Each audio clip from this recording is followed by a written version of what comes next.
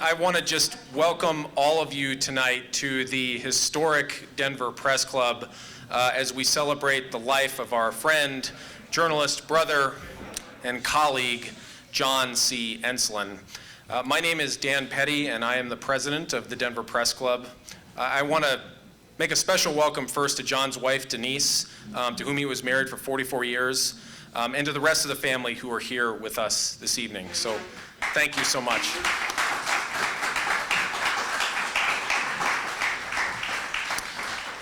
So much has been said in the last week about John and his contributions to journalism, his work for the Denver Press Club and for the Society of Professional Journalists, his friendship, his humility, his kindness, his gentle demeanor. John was in so many ways the backbone and soul of our club. He was the keeper and founder of so many of its rich traditions. He co-founded the Damon Runyon Award 25 years ago to honor great storytellers, including Jimmy Breslin, Pete Hamill, and most recently, Bob Woodward. I don't think I'm going out on a limb by saying that that was a singular contribution. It, without a doubt, contributed to ensuring that this club would be here long into the future, and we thank him greatly for it. A few weeks ago, actually, I had asked John to be a part of the Runyon jury, as was tradition, and we were deliberating. There were 11 of us in the room, some of the most powerful editors in the state, folks from the Denver Post, 9 News, Channel 7, all over, KOA Radio, talking about who the next Runyon honoree should be. And John was sort of in the corner and had sort of been there quietly listening the whole time. And right at the end, he raised his hand. We had all but made our decision. Jerry's back there nodding in acknowledgement. And John had been quietly sitting there, raised his hand to say something. He had patiently waited and listened to others make their cases for various journalists, but when it was his turn to speak, John made a passionate argument for some of the great storytellers of our time, people whom we would have otherwise overlooked, all of whom were certainly worthy of the great honor. And I think it, again, spoke to his humility. Like, he was the co-founder of this award, and he waited for other people to speak and make their case. He was also the co-founder of the Press Club Hall of Fame, which he was inducted into in 2007. All of these efforts helped raise important funds to keep our club going. And shortly before his death, he was also hard at work on a project that I had asked him to do to collect the stories of all of the characters on our famed wall. Our goal was and continues to be to put together a book chronicling all those people's stories, and I hope to finish this project soon. All of these instances exemplify what I will remember most about this gentleman, his love of great storytelling and his desire to share those stories with the world. He started his journalism career shortly after graduating from Columbia University in 1976 with a degree in English. He worked for newspapers in New York and New Jersey, and eventually he found his way out to Denver to work for 25 years at the Rocky Mountain News during this city's great newspaper war. After the Rockies' closure, he spent a few years at the Colorado Springs Gazette before moving to New Jersey to care for his mother, and he worked for the Record in Woodland Park, New Jersey. And all that time, he stayed involved with the club, even though he was 2,000 miles away. He was attending planning meetings for the annual Runyon Awards by phone multiple times. He'd fly out for every single Runyon event. He'd always buy a table for 10 because he wanted his friends and family to share in the joy of celebrating accomplished journalists while raising money for the club. It's impossible to capture in just one evening everything he did for so many people, but perhaps the biggest testament to his years of dedication and service is how many people have come out tonight for this event. We sold out tickets for just this upstairs portion in a matter of hours, and I posted it at like 9 o'clock on a Tuesday night. And we have overflow watching downstairs and many more watching a live stream of us across the country. I've heard from many people in many states, not just in Colorado, who are impacted by this news. And I think former Rocky Mountain News editor John Temple captured his spirit so well. He told Colorado Politics, quote, "John wanted a journalism community, and he almost certainly single-handedly created it. He was so active in creating a journalism culture here in Denver that in many ways, that might have been his greatest contribution. He created a sense of pride around journalism, that this was something and that people were to be appreciated and that they were special." Earlier this year, John returned to Colorado to work for Colorado Politics, a grand homecoming of sorts. He made the press club the de facto Denver bureau of Colorado Politics. Working away at a corner desk downstairs, if you came in on a typical evening, you'd probably see John finishing up an interview on the phone, like papers everywhere, laptop out, and everything. And if we had an event that night, he'd wander over to the bar, talk with the journalists who were there, and maybe come up and ask a few questions of the great panel we were holding that night. And not only that, but he would use our poker room down in our basement to interview newsmakers and politicians for his podcast that he had just started. And I think that really, again, spoke to who he was. Always learning, always curious, always reinventing himself as a teller of stories in all kinds of formats. And like so many of you, the reason I'm even in this building now is because of John Ensslin. About 3 years ago, a former member approached me about joining the Press Club board. I had been working for several years at the Denver Post at that point, and I wasn't quite sure about what to do. Why would I join this organization? What did it do? And one summer evening before the elections, I received a phone call from a New Jersey area code. It was probably about 7 or 8 o'clock at night, and I was about to get out of the car to do some grocery shopping, but I picked up the phone, not knowing who was on the other side, and it was John. It was already late in the evening in Denver, and of course it was even later back in New Jersey. I don't know what he was still doing awake. But John gently implored me to run to join the board. I told him I wasn't sure, but John convinced me how special this place was. So many other press clubs in this country exist in name only. We have a place to call our own, and that is to John's credit. All these other places, they meet once a year, maybe at a hotel for a gathering to celebrate whatever it is they're celebrating. And John wanted me and so many of you to be part of this club's great history and traditions. We spent nearly an hour on the phone, so long, in fact, I'm pretty sure that I actually missed doing the grocery shopping by the time we finished talking. But that it didn't matter. John had infected me with an appreciation for this place and a desire to see it thrive and survive. So tonight we want to honor John's legacy. Many of you know that a few years ago we established the John Ensslin Scholarship, which we give every year during the Runyon Award in the springtime. The last few years it's been a $3,000 scholarship to a deserving college journalism school student at a journalism program in Colorado. And today I want to announce that we are kicking off a campaign to endow that scholarship in perpetuity. Up to this point,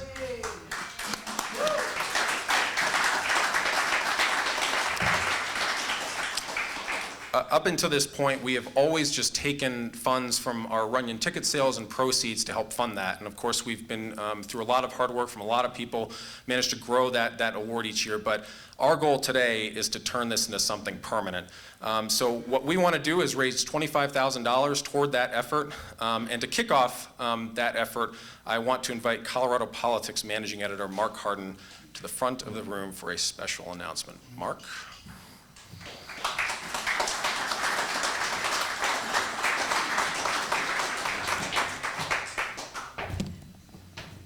Hi, everyone. As Dan was saying, I think it's a testament to John's influence on all of us that the room is packed with so many people who've come near and far, who represent such strong talent to be here to pay tribute to him. And also his wife, Denise, here tonight, and our dear friend, Cindy Westergaard, is here tonight. It's not every day you get to hire a legend. Sometimes they become legends on your watch, but a full-blown legend doesn't walk into the newsroom, into HR, every day. And when Vince Bizdek, my good friend, the editor of the Gazette, and I offered the job to John, we were so proud. We were so pleased that somebody of this stature, somebody of this reputation, somebody who would immediately stamp Colorado politics as being serious about covering Denver politics and Denver civic affairs was joining our team. And unlike most of you, I hadn't worked with John previously. We had a relatively brief time together, but I grew to even more than I already had through professional acquaintance, grow to respect him. He was such a great storyteller. He brought so many innovative ideas. He introduced the podcast, as Dan says, which he recorded here in this building. We were just talking about the idea of doing a sort of a live series of podcasts, which we would use to promote Colorado politics, and we'd bring newsmakers in, and he would preside, and we'd have an audience for that. I mean, so many great dreams and ambitions that we had. and so much great work he did. He just dived into the Denver mayor's race and did great interviews and brought insight into the coverage. Ernest Luning, my colleague, helped him out with that. He interviewed all the new council members and was tracking the course of this kind of change in direction for the council. I'll miss his friendship. I'll miss his voice. I'm sure many of you will, his readers will. And one of the many things that John is well known for is the fact that he was a great mentor to students, to young people who, despite everything, for some reason want to enter our profession and be storytellers of their own and follow in his footsteps. And that's why I'm so proud tonight to announce on behalf of Clarity Media Group, our parent company, and our CEO, Ryan McKibben, that they are donating $5,000 to the John C. Ensslin Scholarship.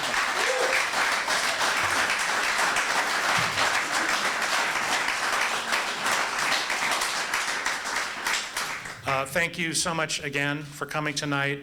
It's great to see so many friends and former colleagues and current colleagues, and to just celebrate this great life that we were privileged to experience for a long or short period of time, however it might be. John C. Ensslin, thank you.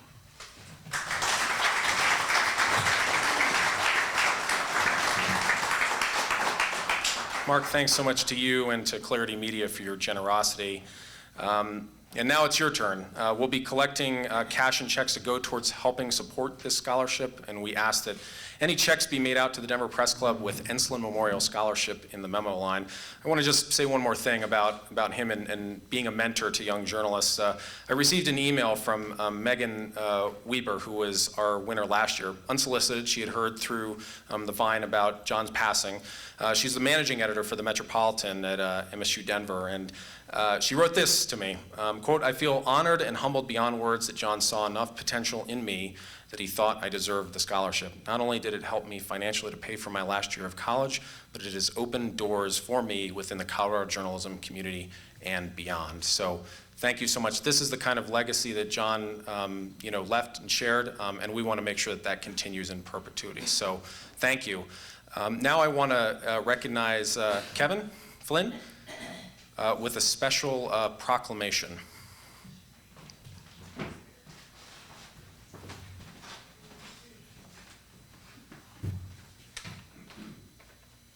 Thank you, Dan.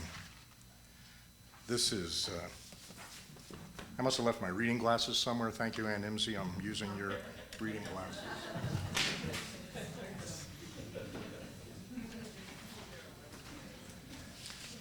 This is just devastating. I was really thrilled when John came back and said he was going to be covering City of Denver politics, and he'd be in that room every Monday night covering the shenanigans that we pull over there. And it was just so thrilling that someone with his experience and background would be covering us and increasing the level of civil conversation in Denver. I'm just devastated by this. In addition to the proclamation, I want to announce that I'm arranging for a Colorado state flag to be flown over the Capitol building and then put in a case and present it to Denise, and we'll get that to her. But let me,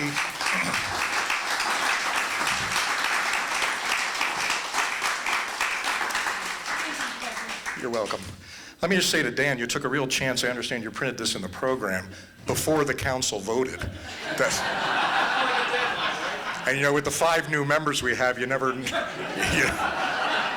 we just ended community corrections last week, so. But with your forbearance, can I read this even though it's in the program? Proclamation 19-810, and it did pass tonight, honoring the memory of Colorado journalist John Ensslin. Whereas John Ensslin was an exemplary journalist whose long career centered on Colorado's people and politicians.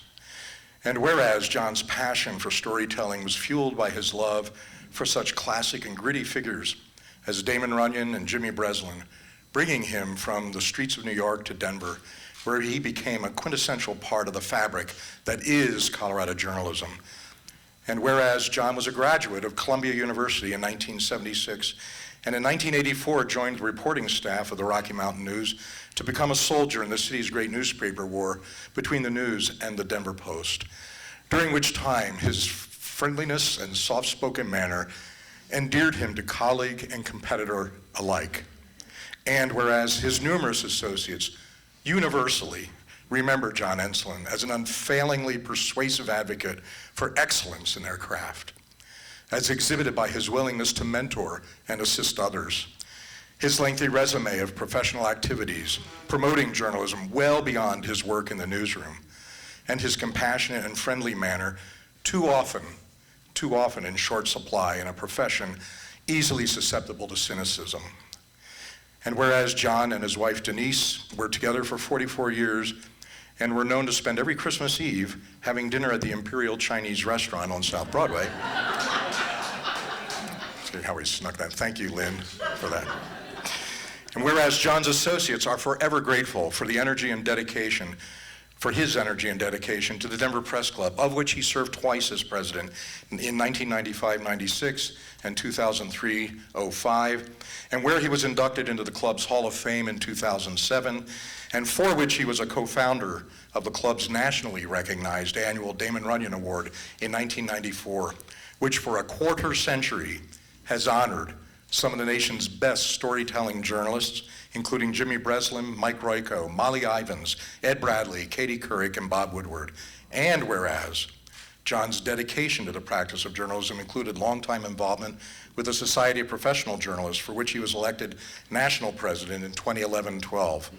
And whereas, following the closure of the Rocky Mountain News in 2009, John remained a journalist, first at the Colorado Springs Gazette from 2009 to 2011, when he returned east to the Record of Bergen County, New Jersey, where from 1,700 miles away he remained an integral member of the Denver Press Club and frequently returned for the Damon Runyon dinners, Hall of Fame banquets, and other events. And whereas John returned to Denver early in 2019 to report for Colorado politics and remained a journalist until the day he passed away, August 5th, 2019, at the age of 65, leaving a gaping hole in the hearts of his many friends. Now therefore be it proclaimed by the Council of the City and County of Denver, Section 1, that the Council of the City and County of Denver expresses its admiration for the life and career of John Ensslin as an example of the best of this city's long tradition of great journalism. Section 2, that the clerk of the City and County of Denver shall affix the seal of the City and County of Denver to this proclamation, and that a copy be transmitted to Denise Ensslin and to the Denver Press Club. Thank you.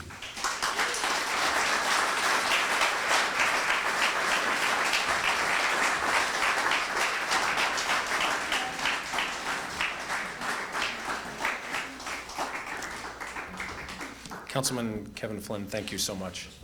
Thank you. I now want to recognize former president, Denver Press Club President Bruce Goldberg, who was a colleague and very close friend of John's. Bruce.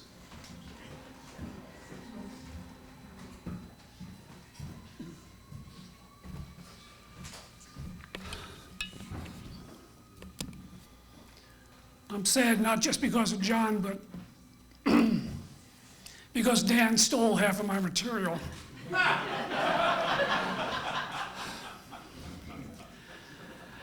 I occasionally would play a prank on John, and pardon my voice, I don't quite have full voice tonight.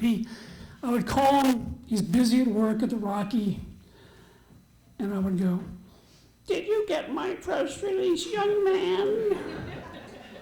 And he was the soul of patience, and he would say, "Well, we get an awful lot of press releases. Well, mine is really important." And he'd say, "What was it about?" I said, "Well, my garden club, we named our new president Pete Moss."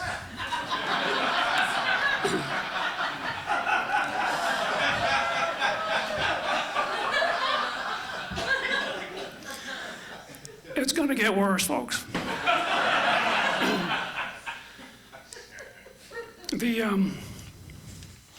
When I first met you, is Mark Stutz here or is he downstairs? Hi, Mark. Back when I was started at Colorado Business Magazine, Mark and I were going to meet for lunch, and of course he'll tell you, and he's lying through his teeth, that I was 45 minutes late. Nonetheless, we've been friends ever since, and I made one of the oddest decisions of my life. I said to Mark, I want to get more involved in the Denver Press Club. Since then, and some of you are old enough to remember indentured servitude, I have volunteered here, worked so closely with John and so many other great folks, and so glad I did that. John and I mean, it's 23 years of working together on the Runyon, on the Hall of Fame, on other events that were going on, recruiting members, selling tables, overseeing some physical improvements to the club. By the way, this club didn't look like this in 2008. We paid about $45,000. We had some Runyon money left over to fix up the upstairs, as well as a few other things. And one other thing I wanted to mention, here's something I learned in the last week. I thought I knew John well. I didn't know he went to Columbia University. Had I known that, I would have been a hell of a lot more respectful.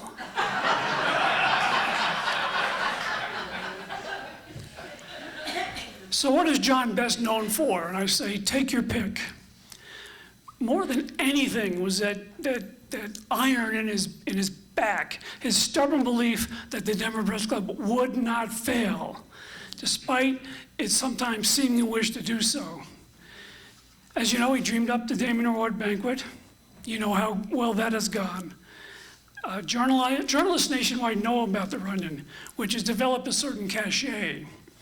And I'll give you an example. When I was board president, I heard from two former Runyon winners asking us to consider Mike Lupica of the New York Daily News, the sports writer, for the Runyon Award. The Runyon judges eventually did choose Lupica for that year. When you go downstairs after this is over, take a look at the Runyon plaque, the winners' names, to the left side of the fireplace. As you're looking at the fireplace, you'll see Mike Lupica's name in there, as well as those of his boosters, Carl Hyacin and some guy named Pete Hamill. So they're the ones who contacted me out of the blue. I was stunned, because I don't, rarely invited by celebrities to anything. So, as you know, we use some of the Runyon proceeds to fund college scholarships for journalism majors here in the state. I think we're up to roughly 130 scholarship winners through the years. And I don't know if we've ever sat down and added that up. $160,000, I guess we have sat down and added it up. Thank you. Thank you. This is why John was so excited that Dan became president. Yeah, I'm pretty excited too. Sit your ass down. Okay.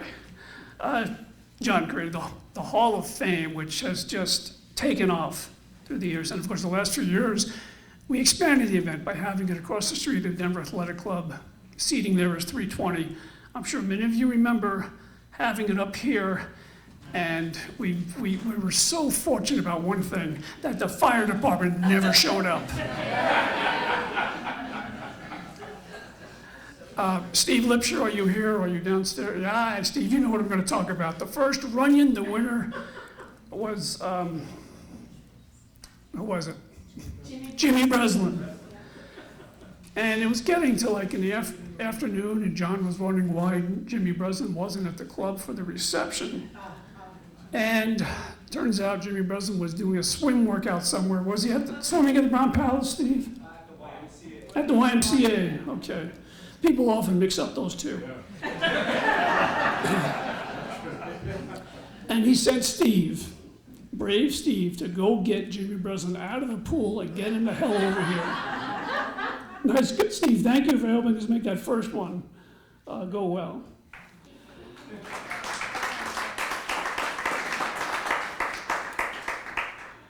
You mentioned about the scholarship winners, and periodically we'll see a name that we sort of recognize. I'll go run to my computer, look up the names of all the scholarship winners. Somebody's got a byline. Somebody got a journalism job. Or they went off the deep end and got a job in PR, but nonetheless, they were employed. And that brought joy to John to see that, to see the fruit of his labor had resulted in that. You know about the Lunch on Deadline series, Newsmakers series. John created these two, again, with the goal of getting more people in here. Because of John, I have met people such as Senator Bill Bradley, and I'll get to that in a minute, Senator George McGovern, John McCain, and they were here to talk. And when Bill Bradley was here, of course, I know you'd be shocked to learn I'm from New York, but so I was a New York Knicks fan, and I was trying to, he went around the room before he spoke to shake everybody's hand and say hello, very gracious, and I'm trying to move the chair out of his way and all this stuff so he can come in, and of course, he went up banging his shin on the chair and looking at me like I was a Republican.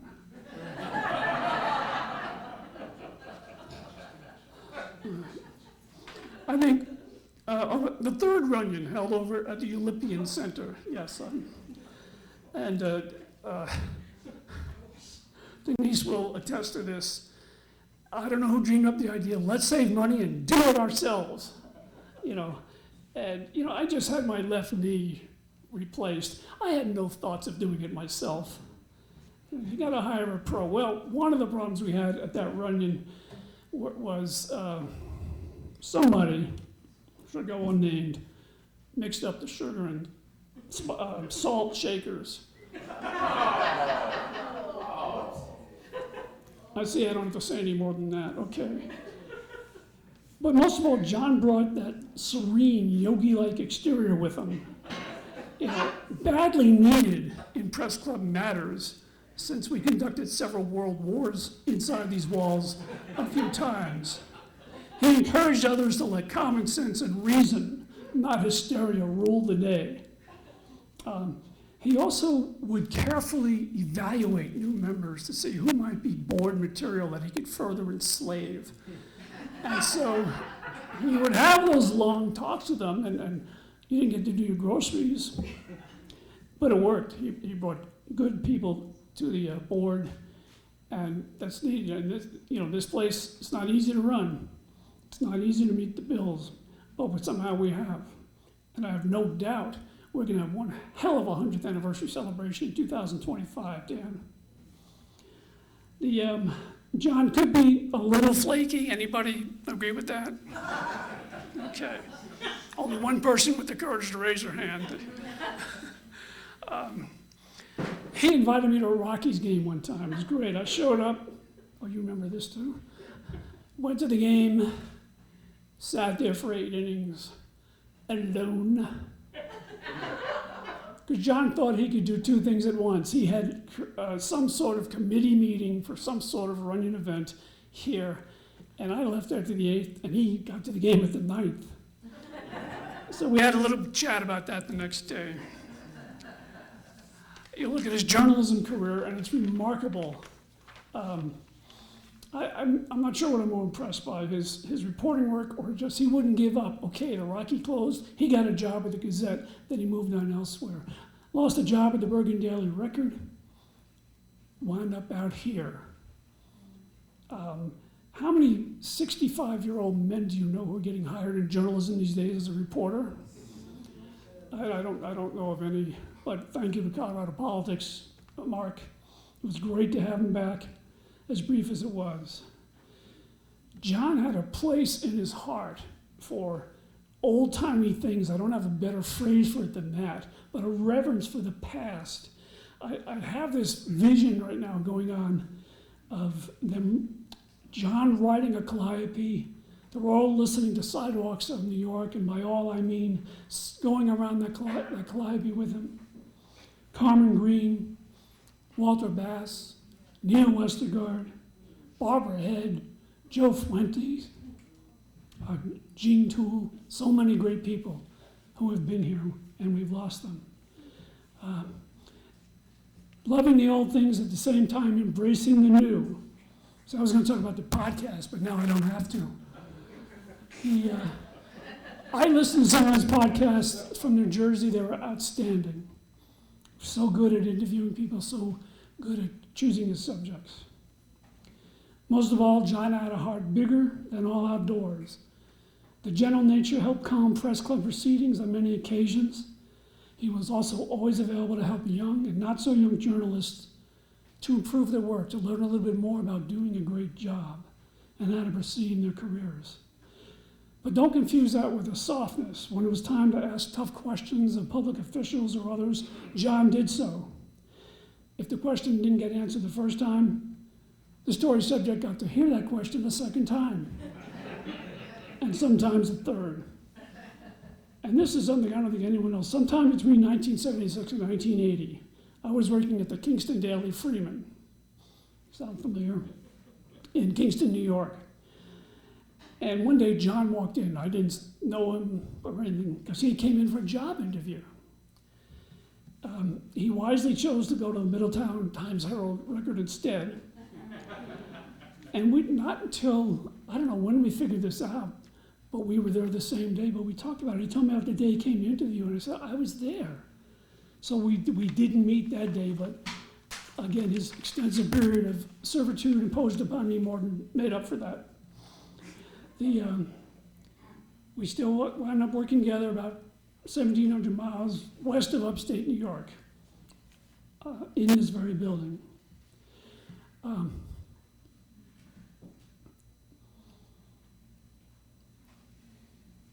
Give me a moment. As sad as I am, and have been all week, beyond that, I hope you're feeling what I'm feeling. That it was an honor to know John, to read his articles, to talk journalism with, boy, I love talking shop with every journalist, and John was one of the best. To hear about his latest idea to generate revenue for the club, to work with him on club projects, to celebrate triumphs and endure setbacks. And at this point, if you want to come up and say something about John, you're more than welcome to. We have 2 chairs, no waiting. I have run out of all of my tasteful jokes, and I think I'll stop right there. But who would like to come up and talk about John some? Come on up.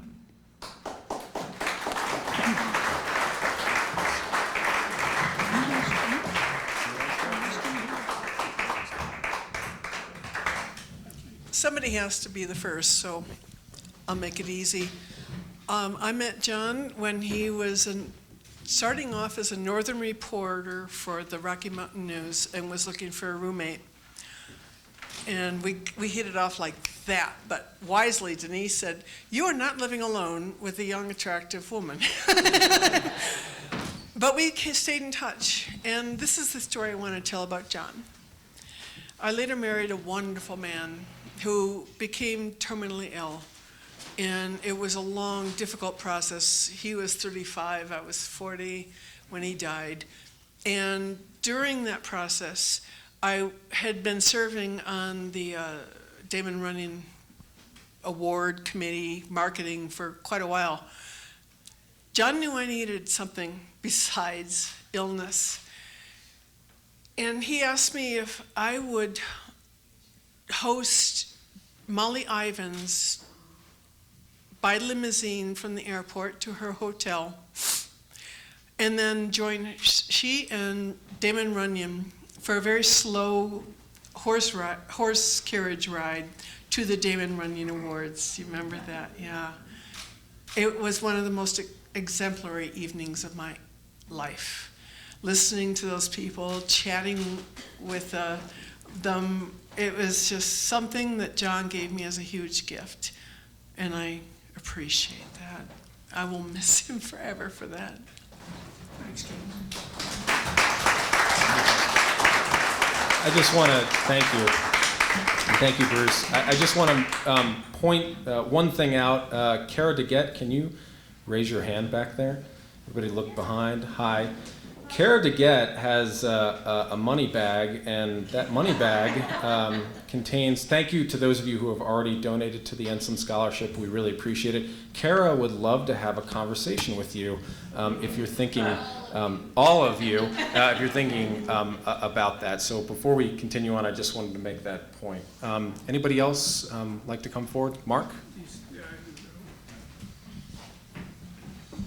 It's always a good idea that these things to talk about things that maybe you guys don't know about John. So John and I go way back. We were actually kind of a gang of 4 in northern Colorado. I was at the Greeley Tribune. we had Kevin Vaughn up in Sterling and Bill Scanlon from the Rocky, and John were up there all covering Northern Colorado news, and that's when I first got my opportunity. And in around 84, 85 to meet John, and we stayed fast friends the whole time. Many of you don't know this, but Denise confirmed this for me. Your first house in Denver you bought after they'd had a murder there, right? You were so excited. Yeah, because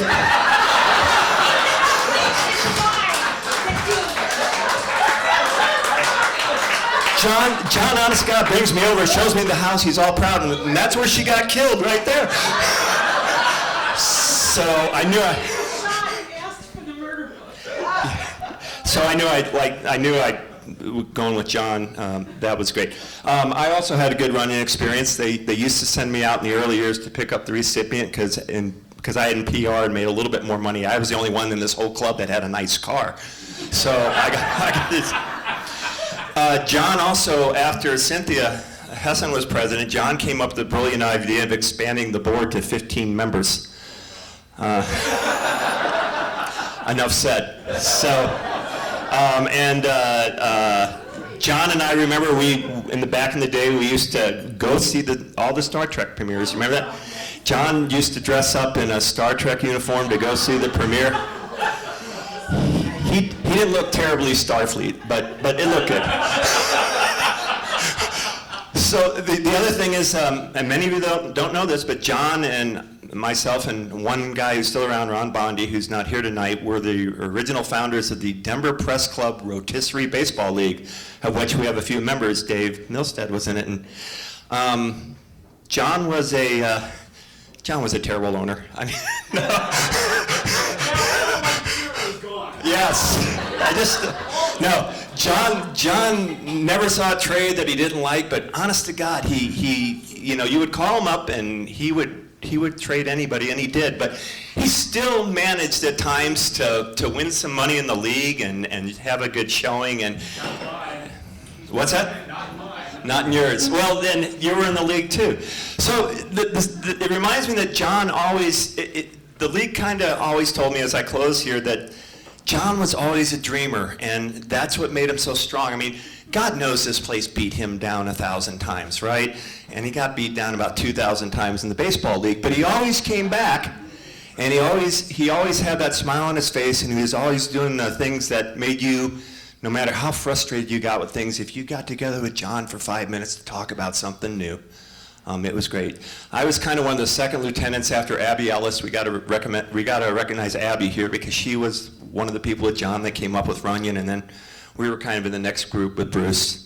And the Runyon was the greatest thing, and it's maybe John's greatest legacy here, of which there are many. And just remember that as I think about the fact that I saw John last week before he died, and I always think to myself, anytime I see any of you, I want to always make it a good time, and just remember that I saw you, because you never know when something like this is going to happen, and it's really tough. But just as you're here tonight with everybody, I wish we could do these frickin' events without somebody dying. I wish we could all get together sometime and just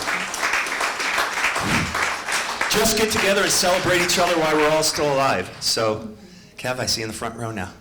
But remember, what a great guy. We will never meet anybody better, and he is truly the father of the press club. So thank you.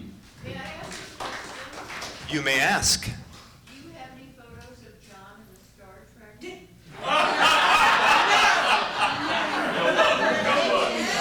How much?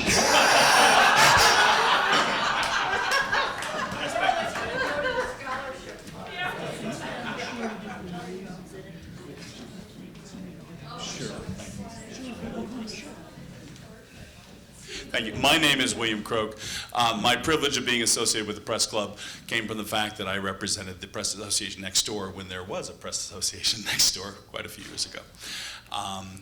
Everyone here knows it was a privilege to know John as a friend, and it was a particular privilege to have any opportunity to work with him. John has a number, in addition to the many students you've heard about from everyone else. John has a number of very dear journalism students in Russia. With the complexities of something like that, of hosting students from Russia here at the Denver Press Club physically, to work at the Rocky Mountain News. Rather complex, and it involved my law firm. It involved Mr. Fairpiker there, whose business at the time in Denver acted as a host business to allow visa status and so forth. We haven't even been able to communicate with all of these students because in the past years with our current diplomatic relations, it may not be entirely safe for them. But John was, I wanted to emphasize that John, John's education and his dedication to these young kids. Those kids were here, they were at clam bakes. I think you remember them. They were delightful. They loved it. Their schools wanted so desperately to send more students. Things just didn't work out that way on the international scene. And it's just an expansion to tell you how powerful John was and how much of an impact he has had worldwide as an educator of journalist students.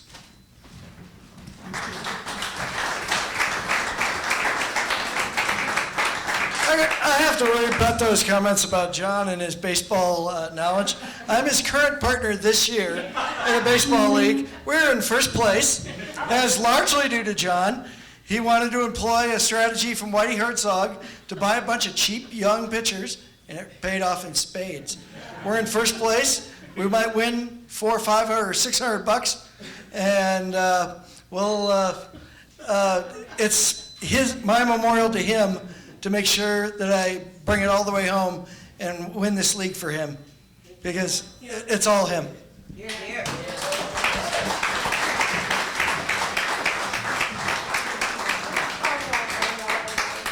I am so thrilled to be here with all of you who I've spent time with at one time or another, and certainly in the late 90s when John and I were on the board together and he pushed me forward to be president, in that slave master way, and did so much. I would say that many, many people who have served on the board of the press club have run away screaming and wishing just for a sabbatical, and he would not let you have that.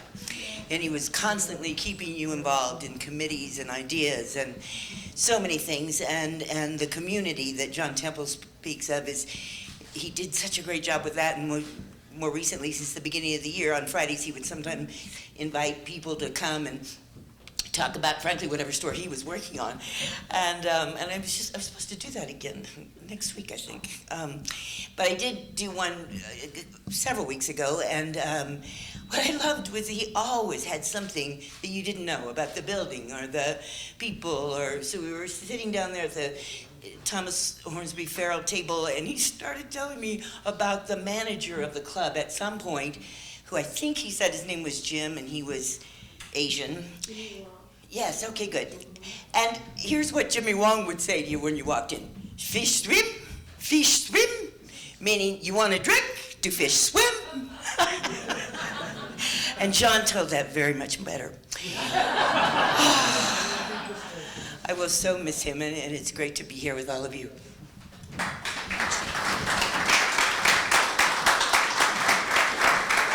I just want to quickly say, too, for any of our friends who are downstairs, we do have a little space up here, so if you are downstairs and watching this and you want to come up and share a memory, please do.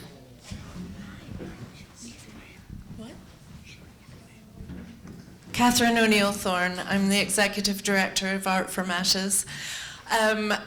I've known John for more than 30 years. Forgive me, I can't even remember how we met. It was so long ago.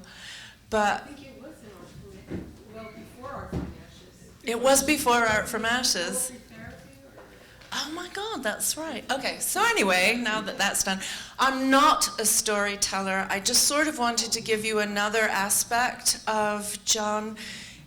Bruce mentioned that he embraced the past and he also embraced the present, and I want to tell you how much he nurtured and cared for the future because of my work with young people who are really struggling in the community. They have no access to the arts, and he took his journalism and his love of words, and he supported Art from Ashes with his time, with his money. He got me involved with the press club.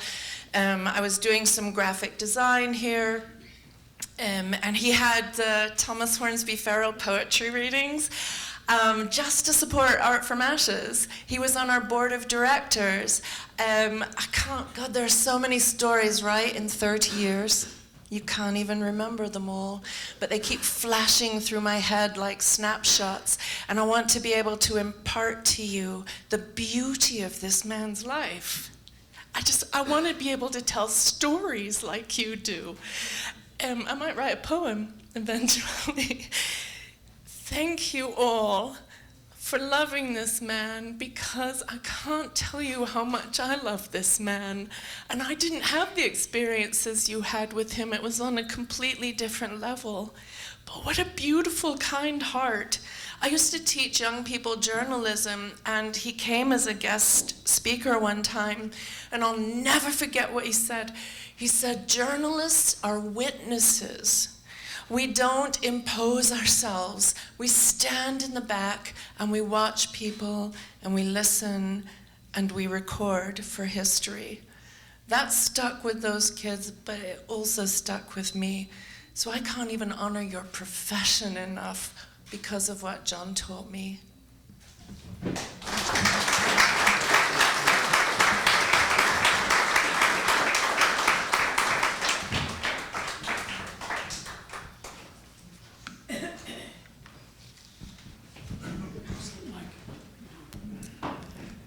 I'm Mike McPhee. I wrote for the Post, and I started in the end of '95 with the craziness around John Benet Ramsey, and that's where I met John up in Boulder, and we became very good friends.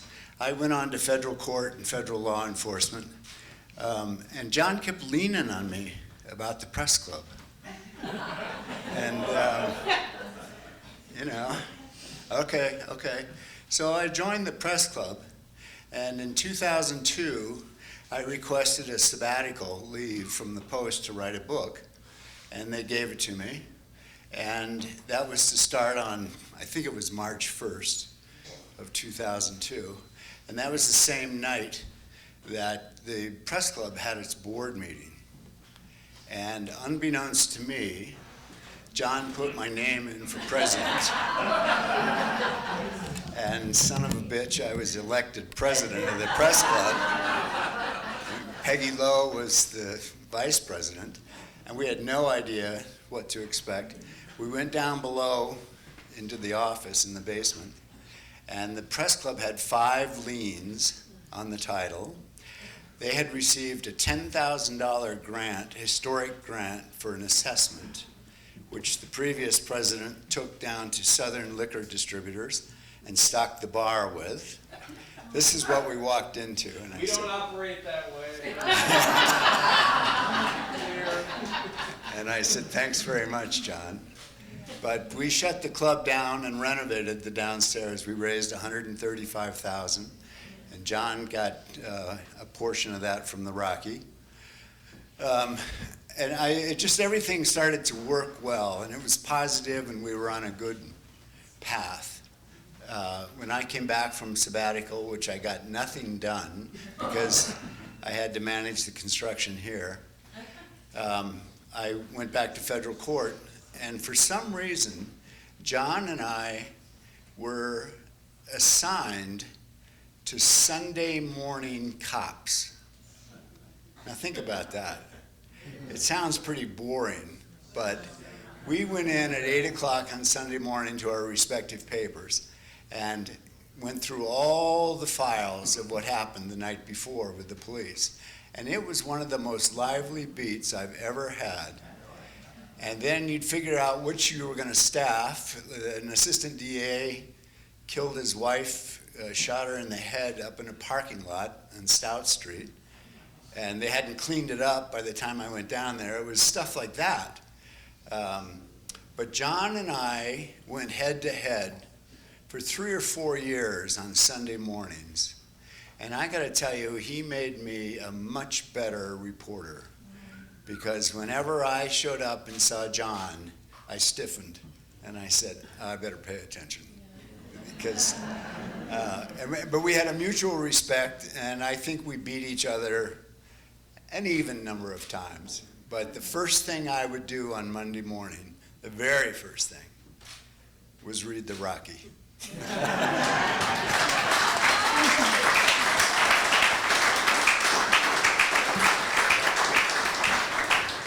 I just want to kind of add one more thing. We actually, and I did not mention this yet, but we actually just found out a week ago that we are the recipients of a $200,000 grant for, yes. And I just know John would have absolutely loved that news. It is the largest grant in press club history. There is nothing even remotely close. I did not restock.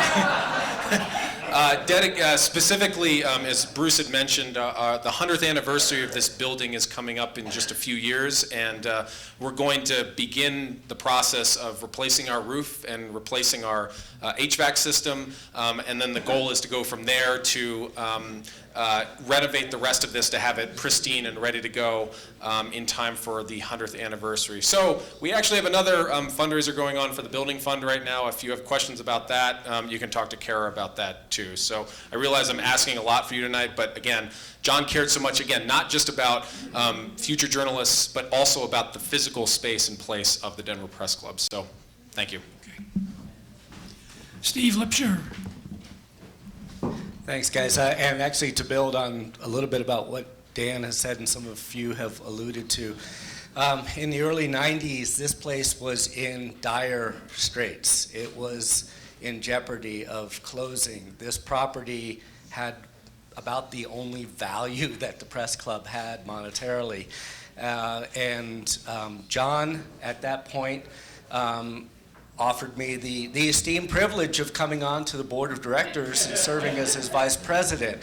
I didn't realize as a wet behind the ears 25-year-old that the chief requirement was to be able to fog a mirror to hold that position. And we had several board meetings, and we looked at each other and said, how are we going to save the Denver Press Club? How are we going to keep the doors open? How are we going to make money? And I was at the meeting, I still remember it, when John walked in and said, I've got an idea. I got an idea. We're going to put on a banquet, and we're going to award a journalist from across the nation with this prestigious Lifetime Achievement Award, the Damon Runyon Award. And I said, John, you can't just make up an award. Who's gonna take it up? And he said, we're journalists, you'd be surprised. And he was exactly right. First phone call to Jimmy Breslin, and bada bing, bada boom, we had ourselves a national level award, which is a really rare thing because, I mean, newspaper people, journalists give themselves more awards than any other industry outside of Hollywood, and John created something out of thin air that had lasting power. The one other anecdote I'd like to relate to you is of course, and we all know this, we were all touched by John's incredible humanity.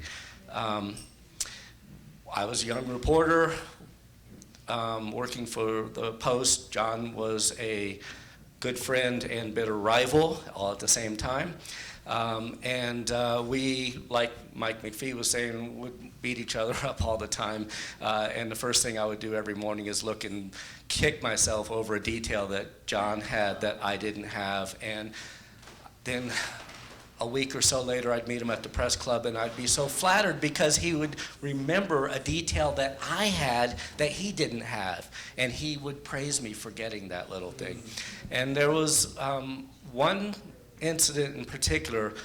We were both covering, it must have been a murder, and we were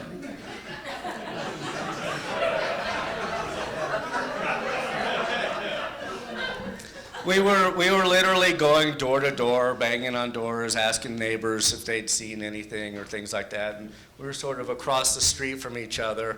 John,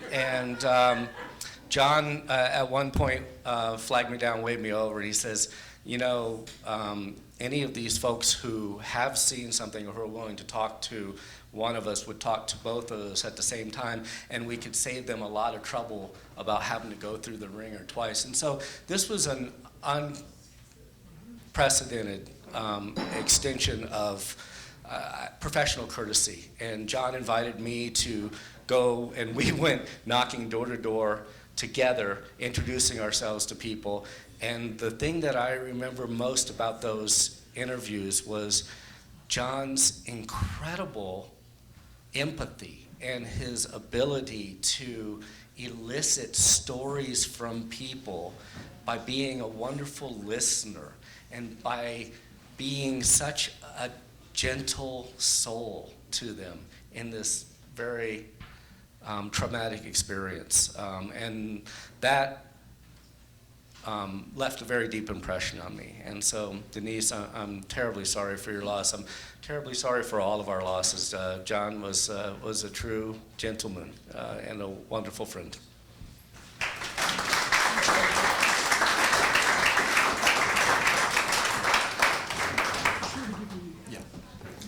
I'm Steve Chrisman, and I worked with John in the 90s at the Rocky Mountain News, and had the pleasure of interviewing him in May for an academic paper I was working on, and asked him, what got him into journalism, and he said I could remember precisely the moment. It was one day in 4th grade when his teacher was not there, so she had sent her husband in to guest teach.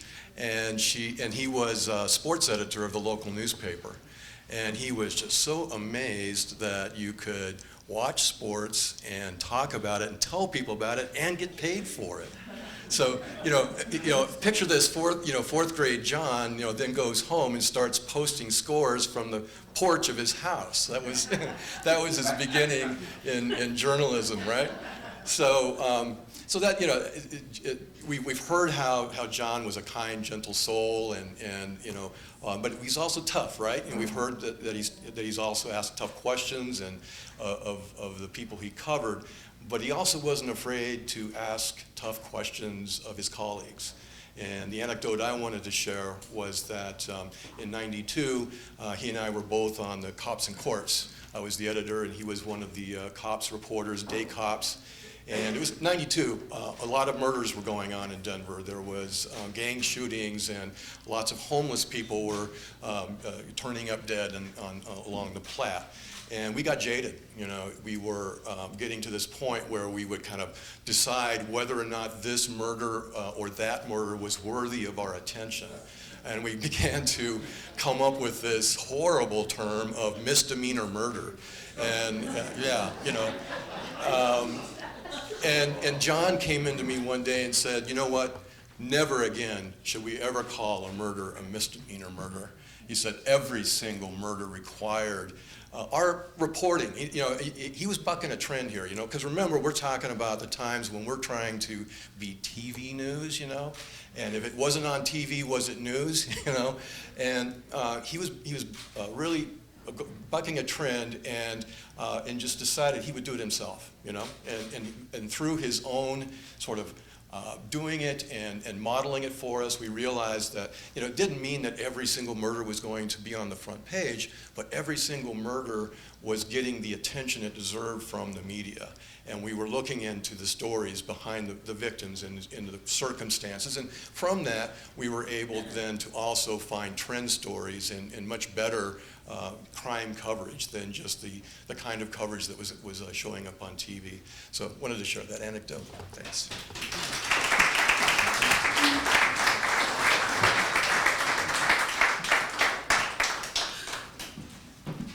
So I'm Lynn Bartles. My phone rings Saturday. I look down to see who it is.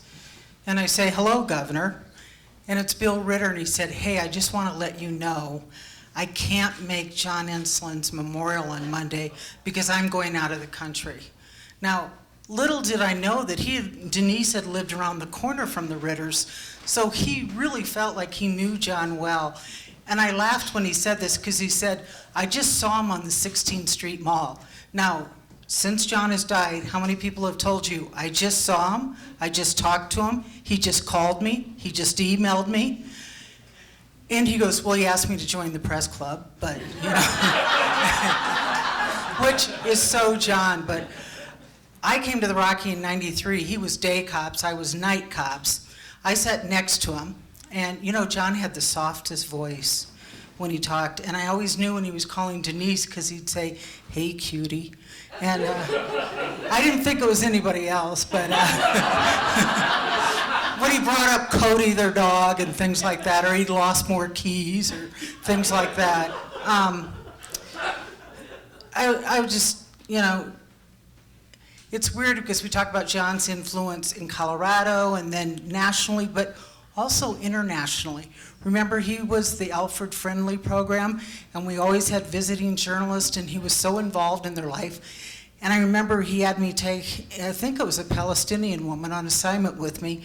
So on the way back, I asked her, "What's the strangest thing for you here in America?" And she goes, "I'm really afraid of the food you eat."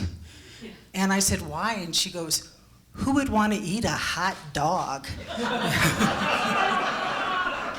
But John was amazing in so many ways, and I was very happy to reconnect with him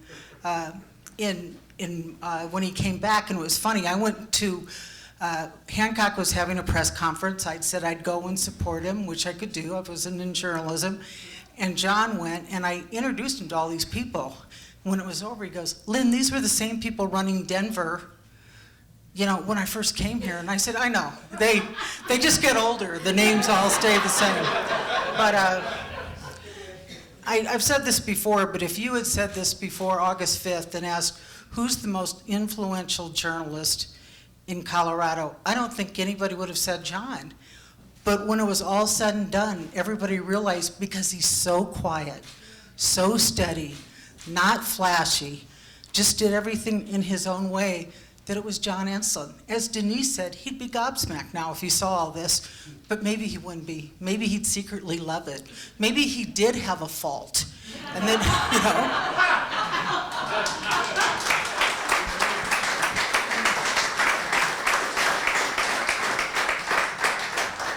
So my name is Vicki Migoya, and I was a young editor at the Rocky Mountain News from about 2000 to 2005.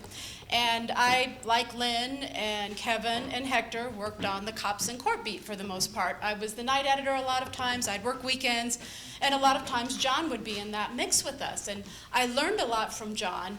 But what I remember most, this was the time when we had huge staffs and we had huge news hole. So everything ran in the paper because we had to fill. We had so much to fill. So we sent John, I don't know why, on Theodore Geisel's birthday, it's Dr. Seuss Day. And famous people or politicians go to libraries and schools and they read Dr. Seuss stories to the kids. Now, to John's credit, he did not complain. He went out and was going to cover this lame story. And he came back and he wrote it like a Dr. Seuss poem. It was the most amazing thing ever. So he didn't just throw away this lame-ass assignment. He took it to heart and embraced it and became creative with it. And I could never forget that. And somebody earlier mentioned the Star Trek, I think it was. I think he liked Star Wars too. Because somehow John got the story to go and cover the opening of one of the Star Wars movies. We used to do that. We used to send reporters out on opening night. And John got the story, and since I was night editor, I was editing it. And he came back, and this was for the Rocky folks. We had ATEX. Remember, it was the green letters that flashed at you on the screen? So John, late at night, right on deadline, we had really late deadlines then, and he's typing in his story on ATEX about the Star Wars premiere. And I'm the editor, and I get it, and I open it up, and it is in a galaxy far, far away. And he has written it on the screen so that it looks just like the credits on the movies. That was John Ensslin.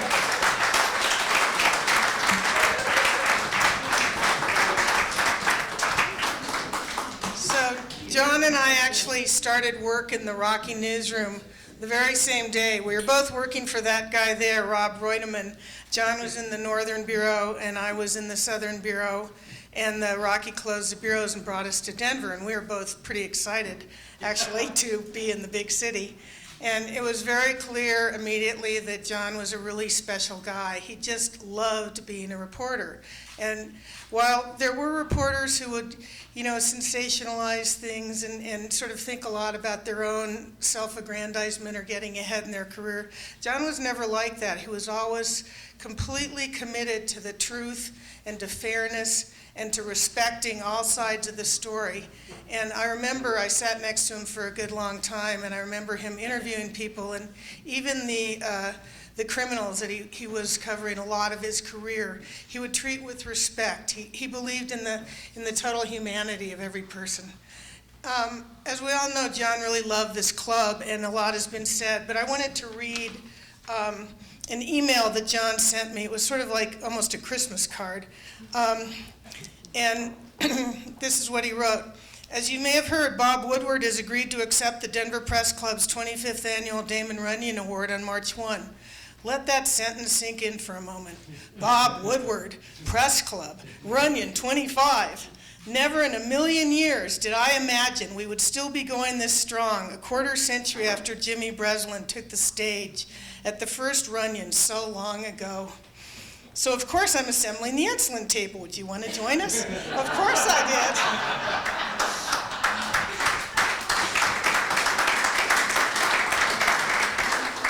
John also asked me to help judge the College Scholarship Awards this year, which I was happy to do.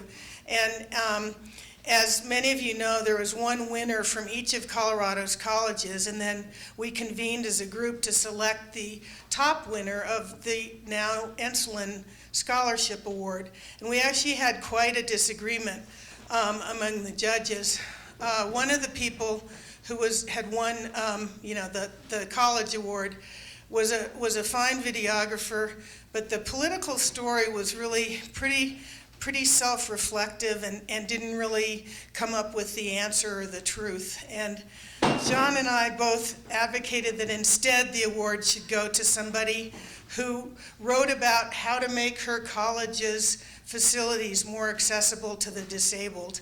And that was who got the top award this year. And I think that said a lot about the kind of values that John maintained as a journalist. That journalism was not about us telling our stories. Journalism is about the stories of the people that we're writing about. John also loved baseball, as many of you know. In fact, John actually made a baseball lover out of me. We were in the same ticket group for about 15 years and always had a great time picking our tickets at John and Denise's house. And he also taught me about how to score a baseball game, which I thought was a very, very strange activity and made no sense at all. But he somehow managed to convey the art of the baseball scoring so that I still to this day appreciate it. But most of all, John loved Denise. And his last words to me when I saw him just about a week ago were how happy he was to be going home to Denise and spending time on the beach with her. And he said, we're even going whale watching. And so, John, I hope you're leaping with the whales.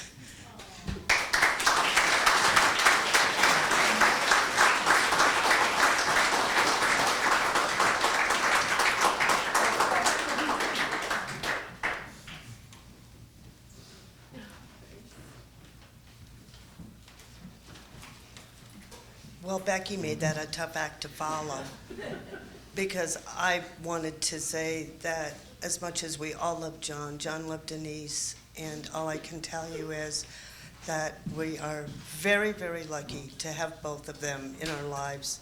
Denise loaned us John.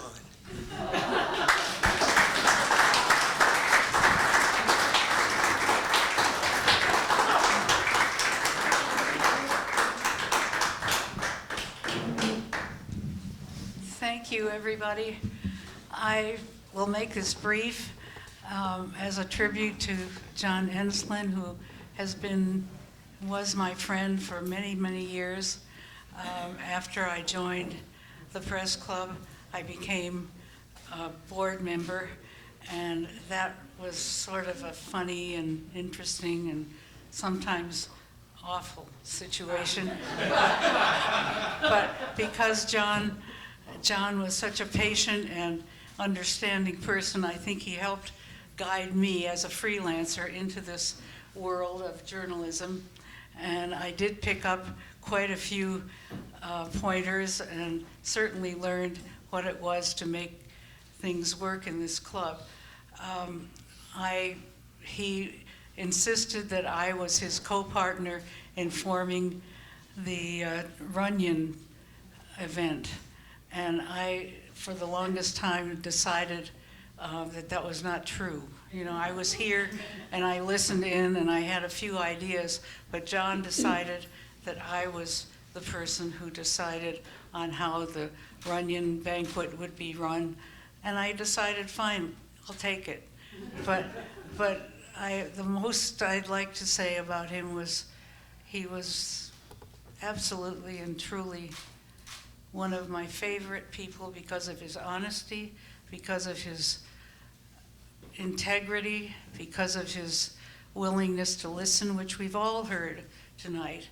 But his loving wife, Denise, is also a friend of mine and my husband, and I hope we will be friends forevermore. This is a sad occasion which I hope we can make happy by telling good stories, and if I had another good one, I would tell it. So thank you very much. And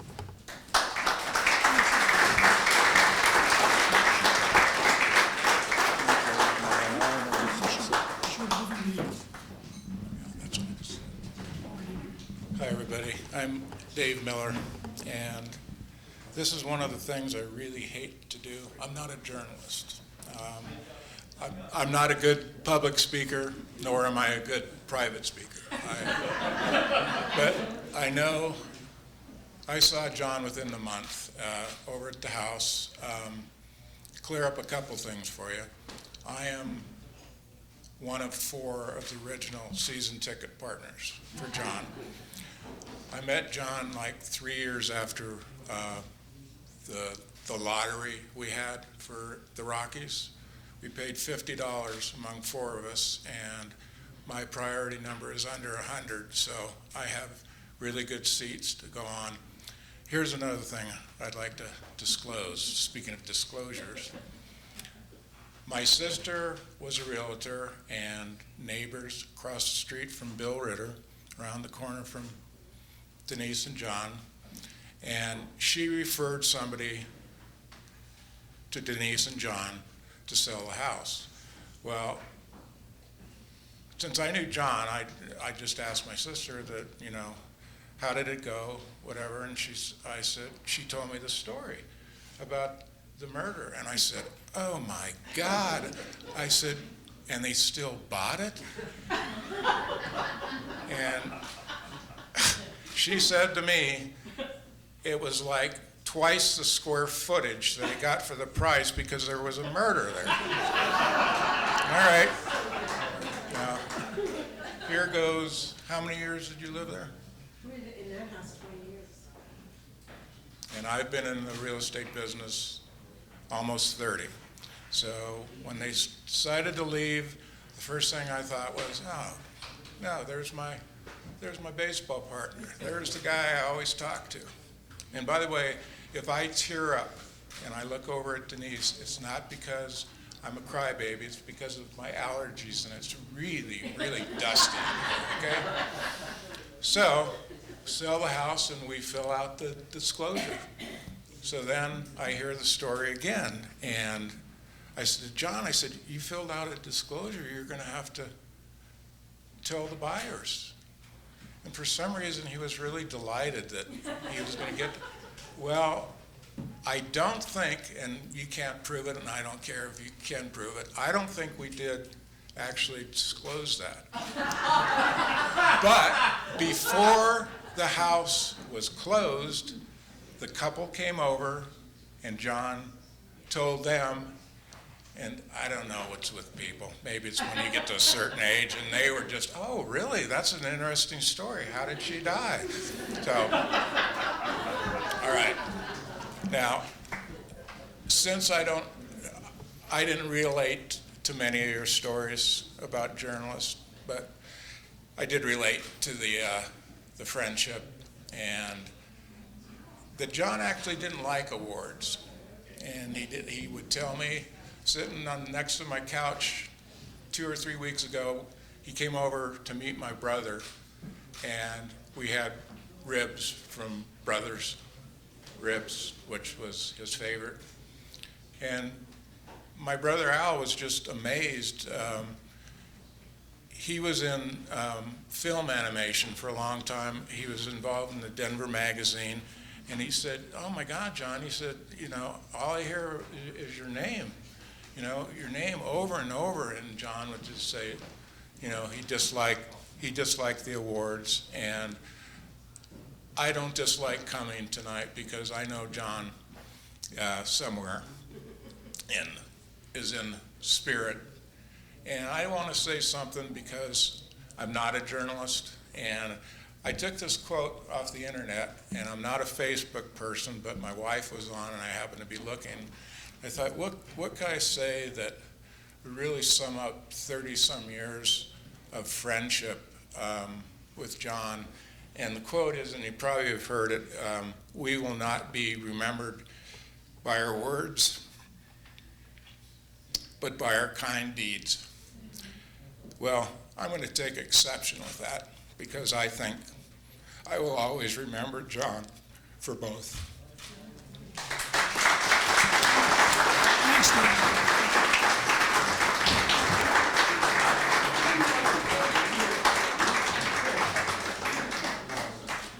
My name's Kevin Vaughn, and I met John 30 years ago when we were both working in Fort Collins, and he became sort of a mentor and a friend. And then when I joined the Rocky in 1997, we shared the cop beat, and we shared the same pod. We called it the Power Pod. And we worked together a lot of Saturdays and a lot of late nights. And he was just a great guy. But I was thinking that I was the only one who knew the murder story because one year in I don't know, 2003 or 4 or something, John decided to, I think, sell a few of his Rockies tickets, and he invited several of us over on a Saturday to figure out which games we wanted to buy and stuff. And so we went over there, and I was admiring your home, and I said to John, "I really like your house." And he said, "Did you know there was a murder here?" And I was like, "What?" And he said, "Oh yeah, and I got Mashad to show me the murder book." And I was like, wow. But the thing that I will remember about John forever, I think, is this shtick we had. And he may have had this shtick with a lot of people, but he always had it with me. I would see him, and I would say, "Hey, it's John C. Ensslin." And the C stands for, and he would spit out a word that perfectly summarized whatever he was doing that day. And the word was never crass or cynical or cranky. It was always an upbeat word. And I saw him downstairs a couple weeks ago, and we did our shtick, and I said, "And the C stands for," and he said, "Completed. I've just completed my story." And he had just hit the button and filed for the day. And he got a glass of wine, and we were able to talk downstairs for a few minutes. And I think I was telling Dave this a couple days ago, that John may have been the most genuine person I ever knew. He never was dishonest. He was never unkind. He had so much compassion in a difficult business, talking to people that have been through the most difficult experiences of their lives. And it made me a better reporter working with him and knowing him. And more importantly, I think it made me a better person. And so I'm so sad he's gone. And I'm so glad that we could share our loss together. And I'm glad that we could laugh some tonight. He was one of a kind. Thank you.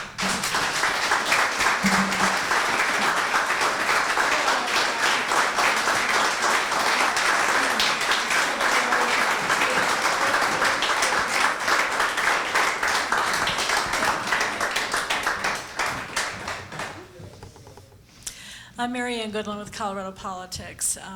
One of the folks that got to work with John in his last assignments.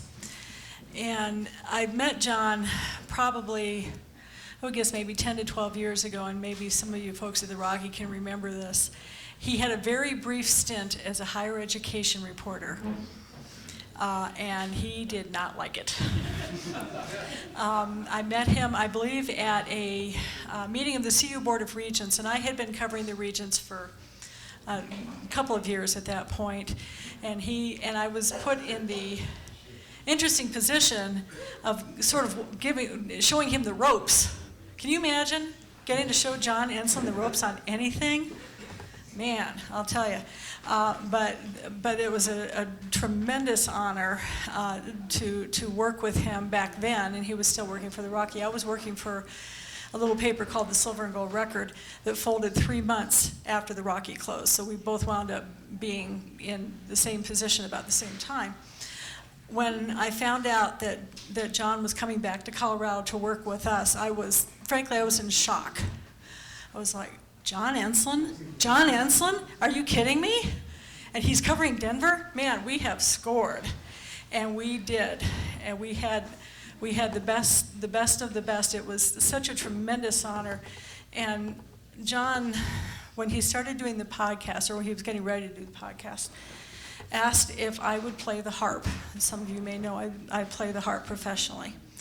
And asked if I would play the harp and do some introductory music for the podcast.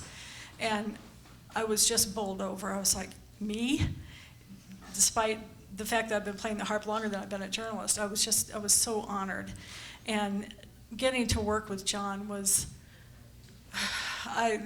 there's no greater honor. And to be around someone that kind and thoughtful and just a good person, I'm still having trouble processing this, but I thank all of you so much for the stories you've shared tonight, because I know it has helped all of us. And I'll end with saying the thing that John said at the end of every morning email: that's all for now.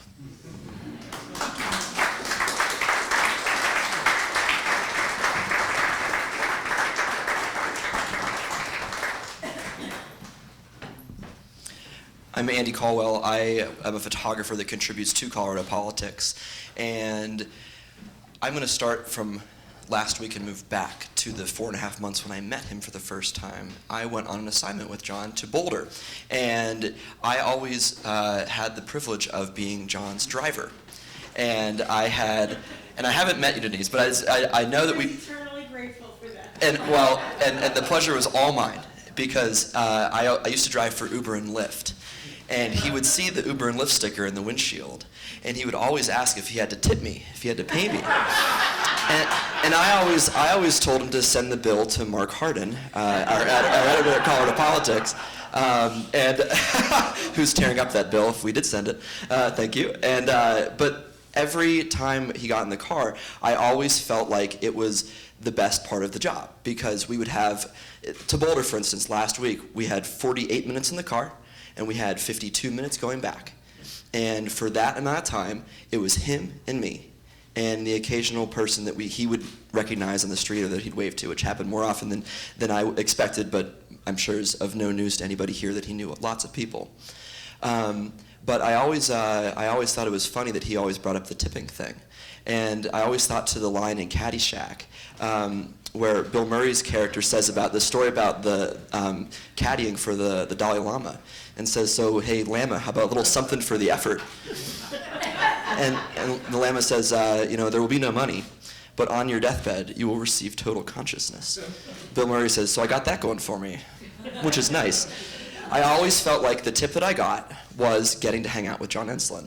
And every assignment, either if we were going 20 blocks or 48 minutes to Boulder and back, every time it was like that. And I got to hear about famous photographers in Denver, famous photojournalists, and we would talk about pictures, and we would talk about all these things that we were covering together. And he would always bring it back to what we were doing and why we were there and what was our purpose. And I might be one of the younger folks to have worked with him in terms of amount of time spent with him. But I really feel like in my 4.5 months that I've spent here with him riding shotgun were some of the best of my career, no doubt. And we always talked about people and purpose. And photographers, photojournalists, are frequently referred to by the reporter on the assignment with them as, "This is my photographer." And it drives us nuts. We don't say anything, it drives us bananas. But John knew that joke, and he always knew that was a thing, because he overheard a reporter with a TV station saying it about the photographer with them. He wouldn't refer to me as his photographer, he would refer to me as his friend and colleague, in that order. And that was always important for me. And going back to the second assignment that I had with him, I was in the throes of moving between different houses. My landlord sold a house. I had moved in temporarily with some friends. For a time, I lived with Joey Bunch, who many of you know. I got stories about that. Well, I survived. I'm still standing here, so it's great. But we were talking about housing, and he kept asking me all these earnest questions about how's the house buying process? Have you found anything interesting? Is there any cool stories about any of these houses that and you're laughing because you know where I'm going with this. And this is the second assignment that I worked with the guy on. And I'd known him for maybe all of 3 hours. One 10-minute phone call, one 50-minute assignment, and then the second one. And then he launched into this great story about how there was a murder in his house. Right. So here I am thinking, okay. I'm in the car with him for another 20 minutes thinking, this is so interesting, thank you for telling me. And he goes, well, do you want to know more? Do you want to know what happened? I said, well, of course I do, yeah, absolutely. And I'm a newspaper photographer by training. I spent 5 years in Erie, Pennsylvania, where I was on the night shift, and we covered probably a shooting or a murder every night. And so we talked a lot about that and covering that kind of thing with dignity. But he told me the story about his house and that murder with the same dignity that I know he talked about other stories with as well. It was funny, it was interesting, but it was personalized to me because he cared about what I was going through, and he cared about the fact that I was bouncing from couch to couch to couch, and that really showed me who he was. The thing that really showed me who he was, and I'll end on this, was the very first assignment that I had with him. It was in Civic Center Park. We were doing a story about people experiencing homelessness and the discussion about the homeless ban in the city. And it was, I think, his second assignment since he came back here. And I was used to working with Marianne or with Ernest or with Joey Bunch on most of these stories. And I was told, you're going to be working with our newest hire, John Ensslin. And I didn't know who that was because I'm not from here. I'm not from around these parts. I was 29 years old. I didn't grow up here. I was new in town. I had the best time Googling who he was and just how many stories reference John Ensslin. And I got to talk to him. I said, you know, I used to be called AJ, my first and middle initial, and he goes, well, every letter of your name is important. And then he used the line about, you know, C stands for. And I thought, this guy's a character, cool. And then he asked me if I could pick him up to drive to the assignment. And I said, well, I'm coming from across town. I'm already going to be parked, but I'd be happy to come get you. He said, no, we'll meet there, no problem. I'll meet you in the park. I'll be the big guy in the tweed jacket. And he said, I'll be the guy that doesn't know who he's looking for. And I'm like, well, I'll be the guy with the beard and the 2 cameras. And so we met up in the park, and for the next 40 minutes, he taught me more about humanity and reporting on people and reporting on the importance of being human with everybody that you're photographing, everybody that you're reporting, everybody that you're interviewing. And the people that we were talking to who were experiencing homelessness that day gave him their names, gave him their stories, their ages, their kids' names, their addresses, where they lived, in minutes of us talking with them. Not everybody would be able to do that kind of story with that kind of tact to get people, strangers, people experiencing homelessness at the rock bottom of their lives perhaps, telling us everything about them. And within 5 minutes I realized who it was that I was working with. And so for the rest of my career, that's going to be what's in my mind.